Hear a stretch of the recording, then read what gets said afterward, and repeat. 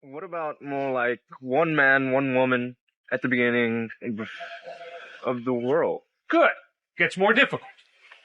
Good point. That's a lot more straightforward. Good. You're right. Things will get more difficult. Now, Genesis chapter 1. Take your NIV, New International Version, and you will notice indentations. The type of indentation that suggests this is not historical narrative. This is poetry. 8 4-line Hebrew poems, Genesis chapter 1. One of your professors here might say, oh, no, Cliff's wrong. It's not poetry. All right, fine. Then I want you to do the following. I want you to look at the parallelism in Genesis chapter 1. 6 days of creation, right? First day. Shoot, man. I hope it's not advancing Alzheimer's. God created the heavens and the earth. What I want you to notice is the parallelism between day 1 and day 4, day 2 and day 5, day 3 and day 6. All right? There's a parallelism there that's fascinating. And I would argue that's clearly a sign of Hebrew poetry. Hebrew poetry was not necessarily rhyming. It was often parallelism. All right, first day, God says, let there be light. Guess what he creates on the 4th day? Sun. Okay? Second day, what does God create? Let there be an expanse between the waters to separate water from water. So God made the expanse and separated the water under the expanse from the water above it. And God called the expanse sky, and there was evening and there was morning the 2nd day. Guess what he creates the 5th day? Birds and fish, sky and water, where they live. What does he create the 3rd day? Let the land produce vegetation, seed-bearing plants and trees. What does he create the 6th day?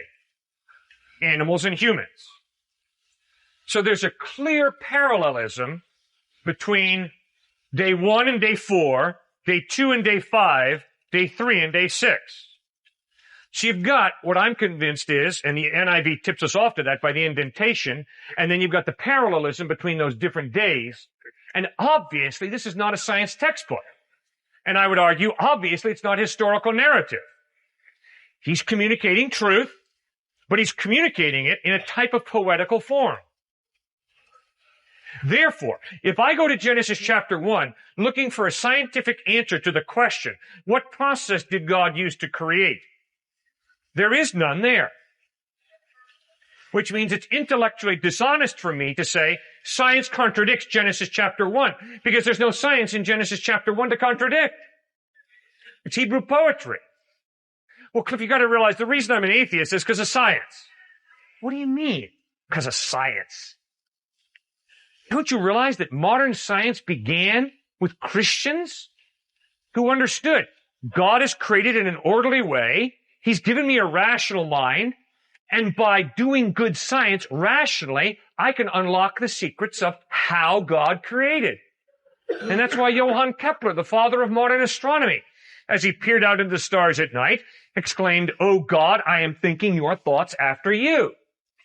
And that's why yesterday we had Dr. Gaskell out here, an astronomy professor at this fine university, PhD in astronomy, who stands here and says, I'm a deeply committed follower of Jesus Christ, and I have a PhD in astronomy. And there's absolutely no contradiction between the two.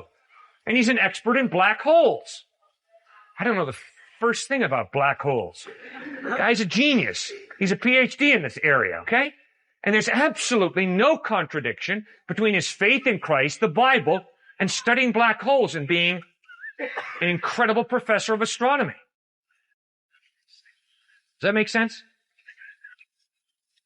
So I would encourage you to tell your friend, this is not a bunch of fairy tales, but it's also not a science textbook. And there's history here, but there's also poetry and highly symbolic literature. So study it and be honest.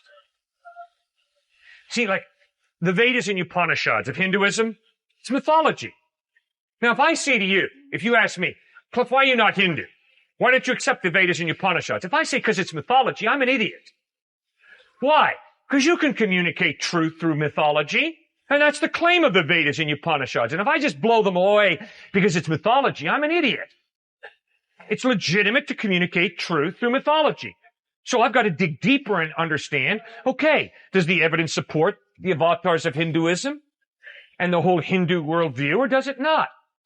And for me to reject Hinduism because it's claiming to communicate truth through myth, I'm a narrow-minded bigot. You can communicate truth through mythology.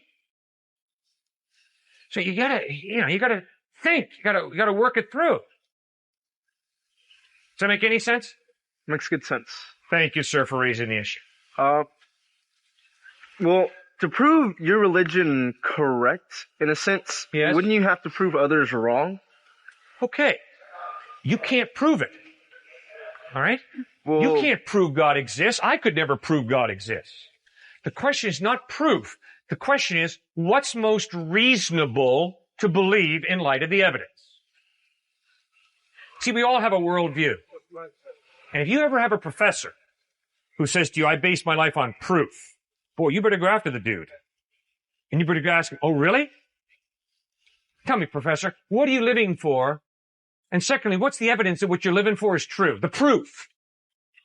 And you're going to watch him or her stumble all over her words. Everybody has a worldview. Every atheist, every agnostic, every Hindu, Buddhist, Jew, Muslim, Christian. None of us can prove that our worldview is correct. The materialist says, you want to know what the bottom line principle is? Matter. Material. Now, it's very logical if you're a materialist to live for money. You don't have to, but it's very logical, right? Because reality, bottom line principle is matter. So live for money and live for expensive toys and gadgets. What's the pantheist say? The pantheist says, nature is God. You're God. So therefore, meditate and get in touch with the deity that you are and the deity in the tree. That's faith. That's a worldview. What does the empiricist say? The empiricist says, I have faith that the bottom line principle, that ultimate reality is what I can see, smell, taste, hear, and touch. Well, you can't prove that, my empiricist friend. That's your worldview. That's your faith. And obviously, the biological Darwinist has profound faith that biology is the bottom line. And that be it your religion, be it your ethics, be it your love or whatever, it all has a biological root. Okay, I'm a follower of Christ. I believe there's a God who created all of this. That is my worldview. And it informs me why I have my rational mind, because it's a gift from a rational creator. It informs me why life exists, because life comes from life, not from non-life. It informs me that the moral absolutes that I am convinced are real, like if someone picks up a gun and shoots you because you're of a different race, that's absolutely evil, because it's a violation of your worth as a person. It's a violation of the value of justice. I am convinced that faith in Christ makes the most sense of life as we experience it. But everybody has faith, and so the question is, what's the evidence that your faith is right, is true? But I'm really obviously frustrated with people who say, oh, you religious people, you have faith. The rest of us, we really use logic, and we really think. Excuse me, you pompous rascal. I can promise you, there are many devout Hindus, Buddhists, Jews, Christians who really think. The question is, why do you embrace the worldview you do? Because none of us can prove that our worldview is true. You can't prove it. The question is, does the evidence point to your worldview being true? And obviously, the woman who was speaking before you, did you see how I was trying to push her and ask her, can you really live out your atheism? And I think I almost had her to the point of realizing I can't live it out. Because when I was really hurt by that person, I obviously don't know how she was hurt, but when she was being hurt by that warped person, she wasn't lapsing back into her relativism saying, maybe this is okay. From my perspective, it's wrong, but from his perspective, it's all right. So, it's maybe okay. No. She was holding to, this is really, really wrong. Well, that's not the position of a relativist. The position of a relativist is, nothing's really wrong.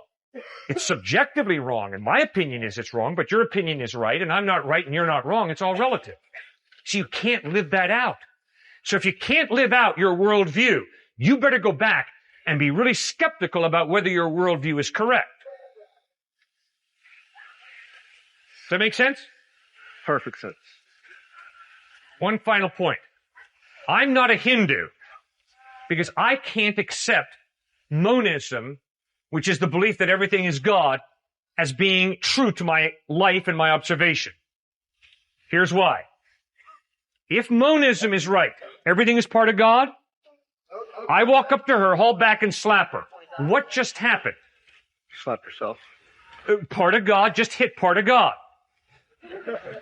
Which means you wipe out the basis of understanding justice.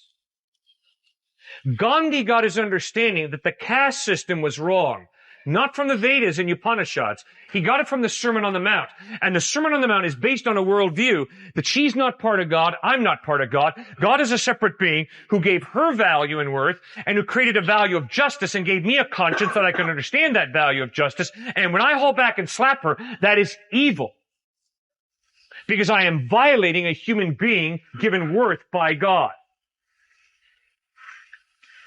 Now that's life as I experience it.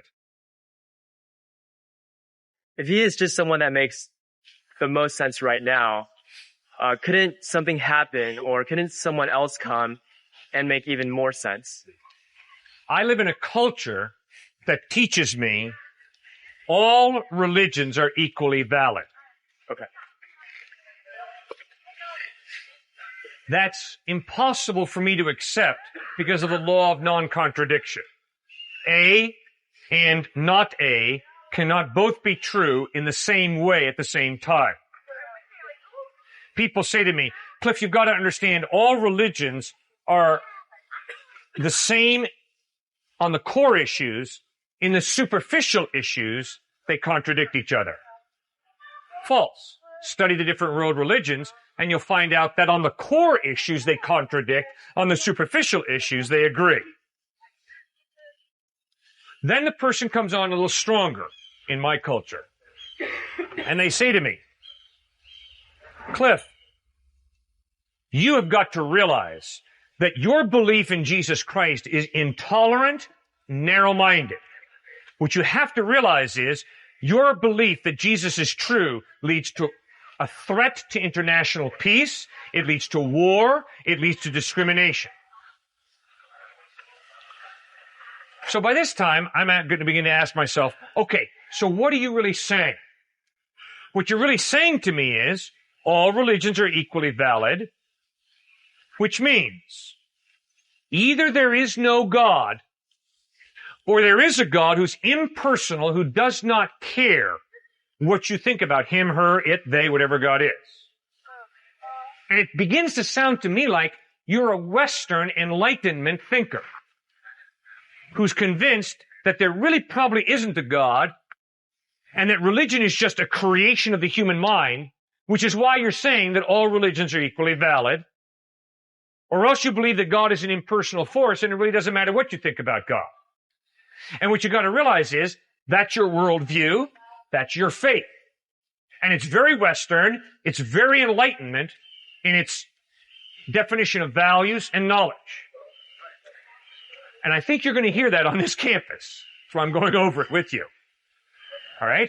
Okay. And what I hope you see is that that is a worldview. That is a faith.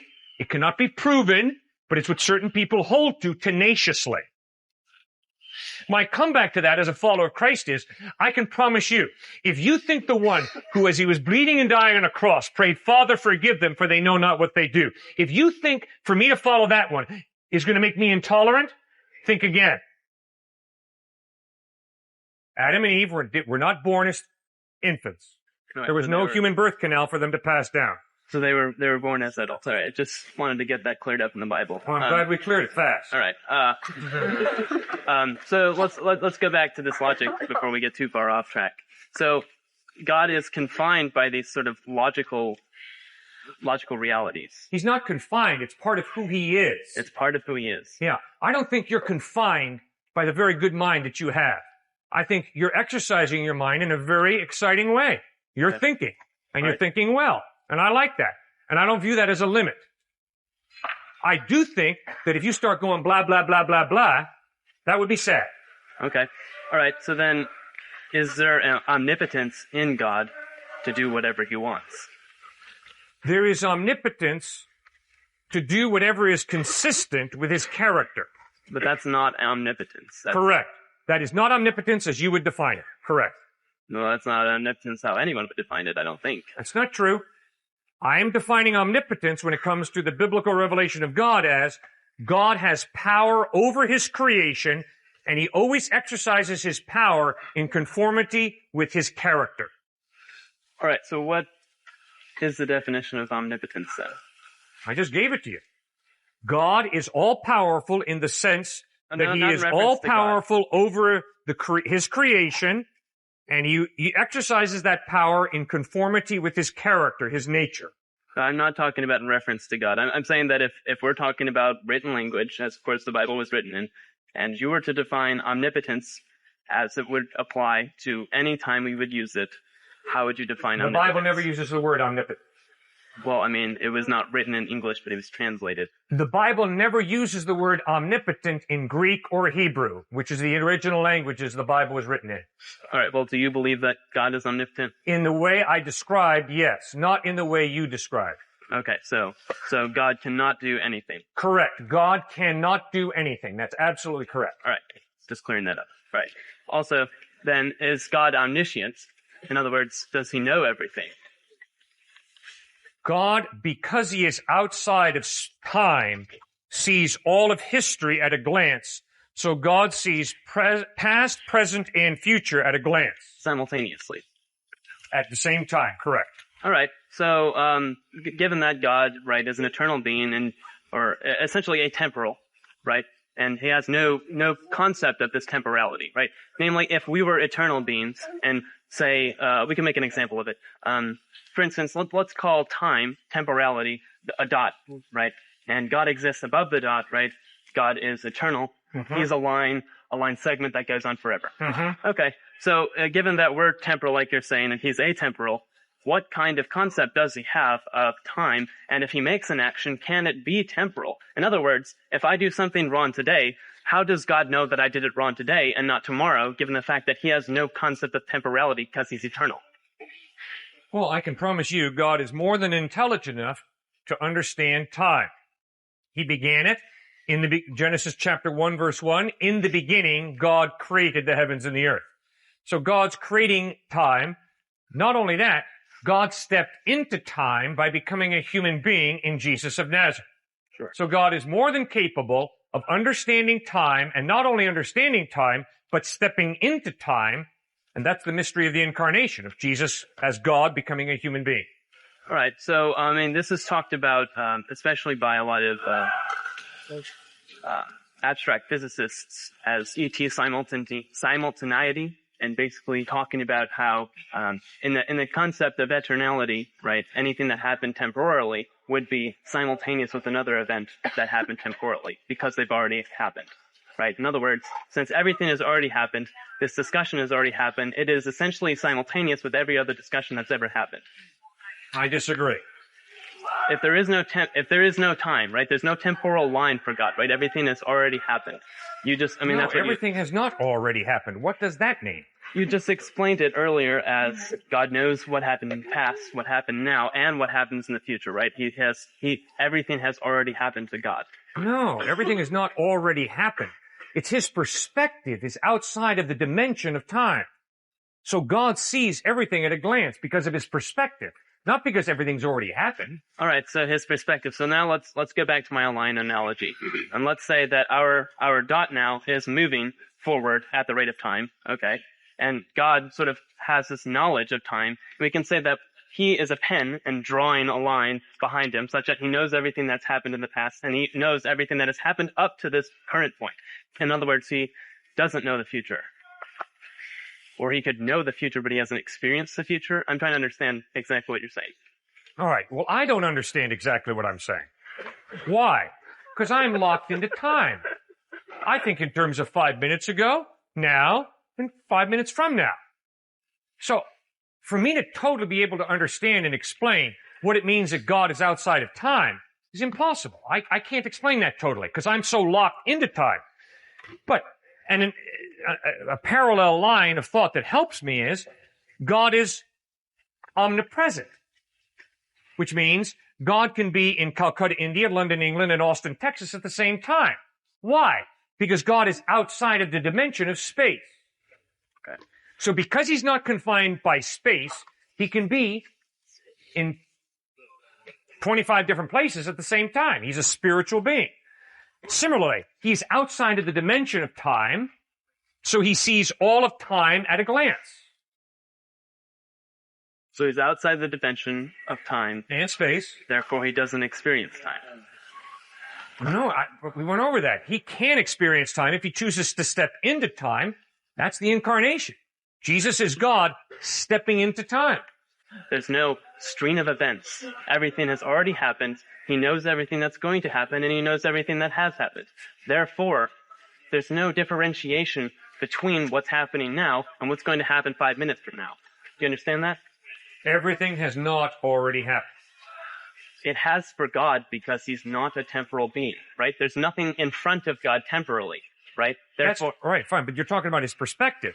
right. His perspective is outside of time, so he sees everything. No, but we've agreed that he's not experienced, he's not part of time right now, right? We're not just talking about his perspective right now, we're also talking about his experience, right? Right? To God, there's nothing in front of him because there's no temporality, there's nothing behind him, there is simply right at the moment, but there is no moment because he's atemporal, right?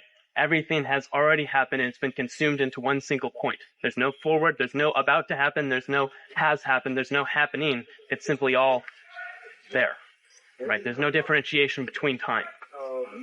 Do you understand what I'm saying? No, Okay, all right. I disagree with you. So you disagree with me, so you Yeah. understand what I'm saying. Well, I think I understand what you're saying.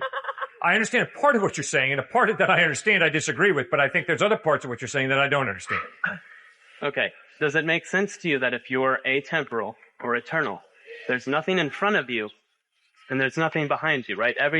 There's nothing happening right now. It's simply all there. There's no temporality. There's no differentiation between what's about to happen and what just did happen, because there is no just did happen and there is no about to happen. Yeah, but God created history. He created time. When? When? Yeah. I don't know. The Bible doesn't give us the age of Right. the universe. Well, I think he created the that's universe probably about 15 billion years ago. That's the point, though, right? There was no point in time when God created the world because he's atemporal. No, that's not true. See, there's an example of where we strongly disagree. God, who is outside of time, can create a universe that has a beginning.